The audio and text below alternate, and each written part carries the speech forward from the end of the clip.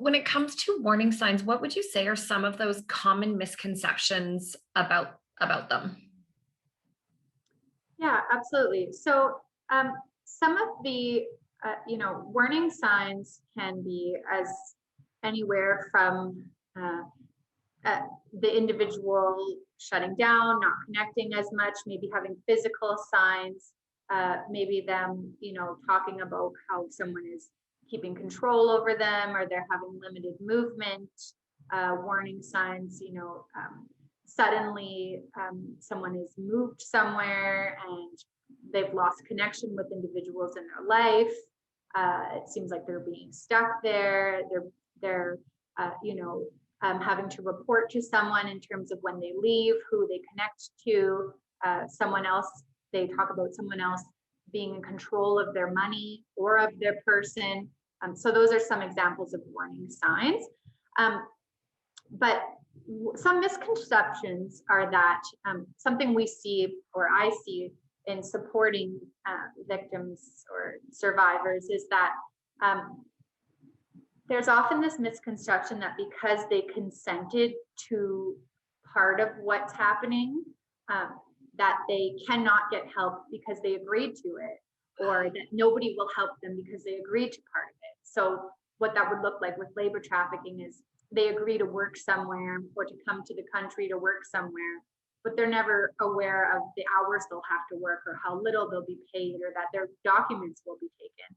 And it's the same for sex workers, right? They may agree to being a sex worker, but that doesn't mean that they agree to how many partners they'll be forced to see a day or how much money they'll actually see or how often they'll have to work where they move. So that's really important because there's support for individuals, and we're aware that actual legislation talks about how the consent has to be informed consent. There's also a misconception that an individual should have picked up on, or how could they miss, what happened to them, or how could they not have seen the signs? How could they not have left? And again, that's part of that is the psychological injury, the grooming, it happening. It doesn't just happen overnight. It happens over long periods of time in which that individual has a hard time separating their trusting relationship with the trafficker from what's really happening. Or, they couldn't see the signs because it happened over such a slow period of time that it just, by the time they realized it was too late, or maybe, as we had talked about, maybe they were forced to become traffickers themselves. So often what traffickers will do is by making the victims or the survivors do illegal activities, they are keeping them there because they know the victims will be afraid of going out and getting into legal troubles themselves. So that's part of that. I just want to say one last thing about just labels. So it's often we use victims as individuals who are still stuck in those situations and in which the crime is ongoing and the abuse is ongoing. More typically, we'll use survivors for individuals who have left the situation. But again, as response coordinators, we always use the language that the individual is comfortable with. Okay. Some people aren't comfortable with either, and they just want to be referred to as clients. Okay, that's important to know, and letting them have the power of choice in that is probably a very important piece of it, right? Absolutely. Yeah. So when it comes to the survivors, what are some of the things that they say that they wish they knew or that somebody had told them? Yeah, absolutely.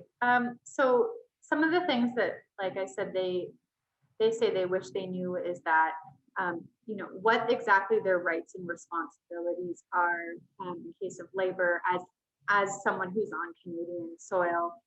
Also that legislation and supports understand the reality of consent, right? And that there's a lot of gray area within that, and that there are supports for them regardless of whether they consented to something or not. So we hear that a lot is, um, will anyone help me? Will anyone listen to my story?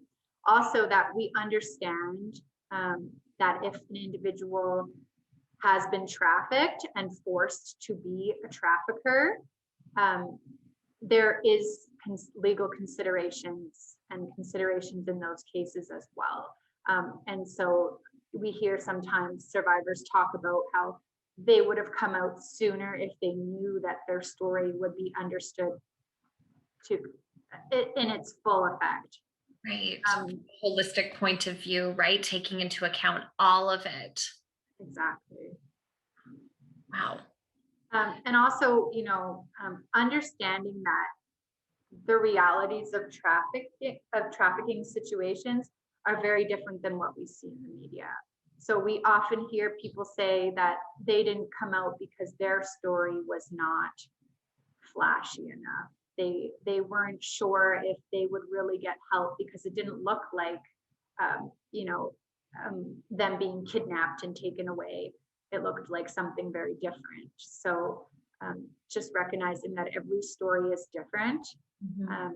and that and sharing first voice stories as well as facts about what these situations look like. Which is probably, and correct me if I'm wrong, also another reason why um, sharing accurate stories, not resorting to sensationalism, why that's so important. And, I guess in the entertainment industry, when it comes to movies or shows, the disservice that's being done when it is this like flashy, dramatic kidnapping and whatever that looks like. Not to say that the actual, because I not saying that the actual situations are not tragic and horrific and dramatic, but when we're trained that this is what it looks like, then when people are in it, it's like, well, mine isn't that, so it must not be, right? So another point Exactly. that. It actually makes us harder to flag it, and it actually makes it harder for those individuals to come out. Ugh, So it's just to be aware of that. Yeah. such a great point.